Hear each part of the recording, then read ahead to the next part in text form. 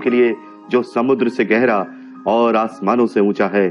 वही आदि है, वही अंत है, वही अल्फा और ओमेगा है। दोस्तों, उम्मीद करता हूं आप सब बहुत खुश होंगे, आनंद से होंगे। यीशु के नाम में आमीन। दोस्तों, यूहन्ना का सुसमाचार उसके पहले अध्याय और उसकी पहली और दूसरी आयत में लिखा है, आदि में वचन था और वचन परमेश्वर के साथ था और वचन परमेश्वर था। यही आदि में परमेश्वर के साथ था। 14वीं आयत में लिखा है, और वचन देहधारी हुआ और अनुग्रह और सच्चाई से परिपूर्ण होकर हमारे बीच में डेरा किया और हमने उसकी ऐसी महिमा देखी जैसी पिता के इकलौते की महिमा।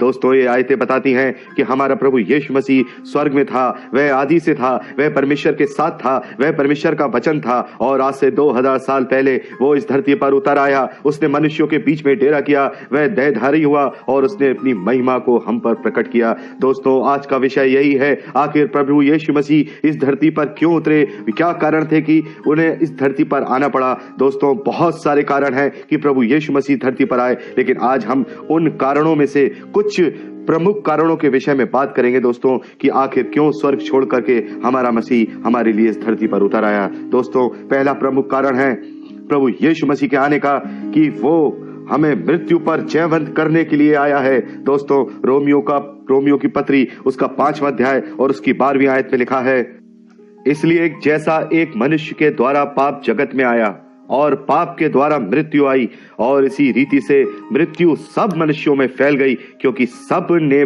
पाप किया है।